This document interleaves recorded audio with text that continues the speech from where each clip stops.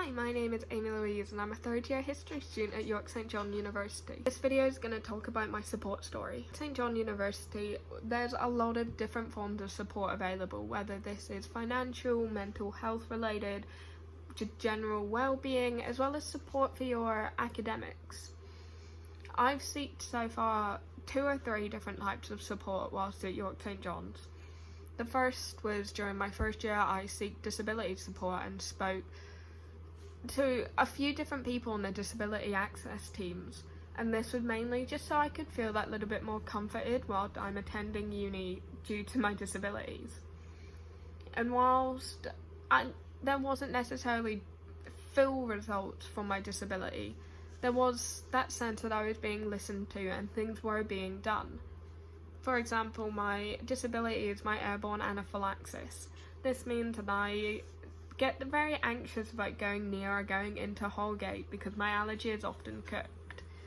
Because of this, I was moved classrooms quite a lot in first year, and a lot of my lectures were taken out of Holgate, which was great for me because it meant that I wasn't having to not be able to attend these classes.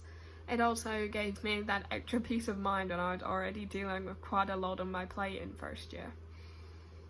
I also sought wellbeing support last year, and it was something that to begin with I didn't talk about, and I didn't talk to anyone about it because I felt this sort of shame around seeking wellbeing support, that I was the only one going, but in actual fact this isn't the truth, and you don't need to feel anything negative when it comes to going to wellbeing and needing mental health support.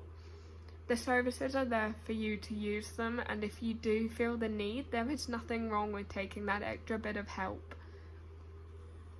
There can be a lot of stigma and taboo surrounding seeking mental health help, and if we spoke about it more and we were more open, we can slowly remove that taboo, and it's definitely stressed at YSJ. I didn't go to wellbeing alone. I was advised to by one of my lecturers, and she really helped to push me towards it because I was incredibly anxious about going. I thought I would look weak and that I wouldn't have been considered a real adult for getting help for my mental health, when in actual fact, getting help for your mental health is one of the bravest things you can do.